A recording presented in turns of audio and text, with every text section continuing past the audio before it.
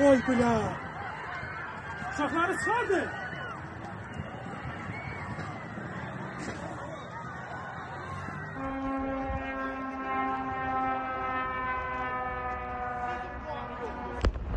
Onu da bildirməliyəm ki, bugün səhər mənə məlumat verilir ki, İranın Xarici İşlər Nazirinin müavini Bakıya zəng edir, xahiş edir ki, Livanda qalmış İran səfirliyinin əməkdaşlarını Azərbaycan kömək eləsin, təxliyə etsin.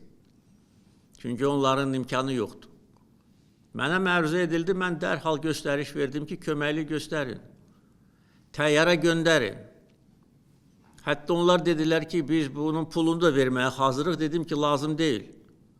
İndi dar gündə biz köməklik göstərməsək, bəs nə vaxt köməklik göstərməliyik? Axı, bütün bunların müqabilində çirkincə, namərdcə, nakişi kimi Naxçıvana zərbə endirmək, bu ləkə onların çirkin və eybəcər simasından heç vaxt silinməyəcək.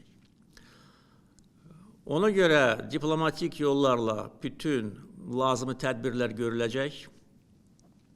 Bizim silahlı qüvvələrimiz, Müdafiə Nazirliyi, əyləşin, Dövlət Sərhəd Xidməti, əyləşin, digər bütün bizim xüsusi təyinatlı qüvvələr bir nömrəli səfərbərlik vəziyyətinə gətirilib və istənilən əməliyyatı keçirməyə hazır olmalıdırlar.